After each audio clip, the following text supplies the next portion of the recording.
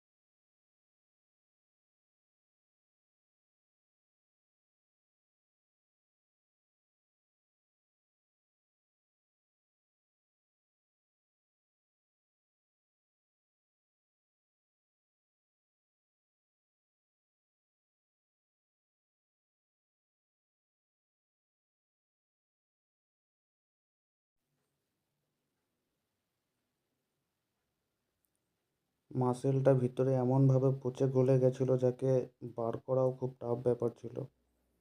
এত পুঁজ জমেছিল, প্রায় কেটে বার করার পর প্রায় 1 বালতির মতো পুঁজ বেরিয়েছে, যেটা হয়তো কেউ না দেখলে বিশ্বাসই করবে না। একদম খুব বাজে অবস্থা ছিল, যেটাকে দুটো থাই কেটে পুরো পরিষ্কার করে পুঁজগুলোকে সব বার করা হয়েছে। গরুটা ছ মাস প্রায় 6 মাস কন্টিনিউয়াস বাঁশের মাচা করে দাঁড় করানো হয়েছিল এবং 6 মাস ধরে কন্টিনিউয়াসলি ট্রিটমেন্ট এই গরুটার চলছিল এবং ঠাকুরের আশীর্বাদে এবং যে গরুর মালিক তার প্রচণ্ড ধৈর্য, যাকে 6 মাস ধরে এই ট্রিটমেন্ট চালিয়েছে। অন্য কেউ যদি থাকতো হয়তো সে এই এতটা ট্রিটমেন্ট করতো না, এবং ট্রিটমেন্টটা খুব সামান্য না, সেটা ভালোই কস্টলি, যেটা ওনার দ্বারাই সম্ভব হয়েছে। এবং ভগবানেরও অসীম কৃপা যে গরুটাকে আমি অনেক কষ্টে প্রায় 6 মাস ধরে ট্রিটমেন্ট করার পরে গরুটাকে আমি সুস্থ করতে পেরেছি। এটা আমার কাছে সবথেকে বড় সাকসেস।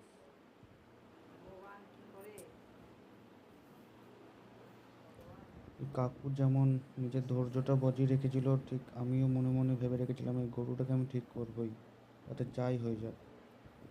তো ভগবানের অসীম কৃপায় আমি গরুটাকে সম্পূর্ণ সুস্থ করে ফেলেছি এবং নিজের পায়ে এখন হেঁটে বেড়ায়, সেটা ভিডিও শেষে তোমরা দেখতেই পাবে। তো এটা আমার লাইফের সবথেকে বড় সাকসেস তোমরা বলতে পারো, যে গরুটাকে আমি সম্পূর্ণভাবে সুস্থ করতে পেরেছি।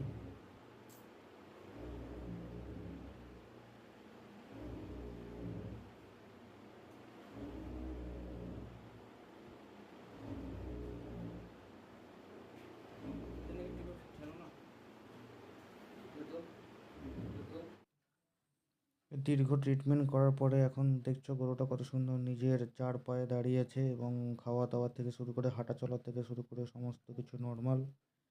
তো এটা আমার জীবনের সবথেকে বড় সাকসেস।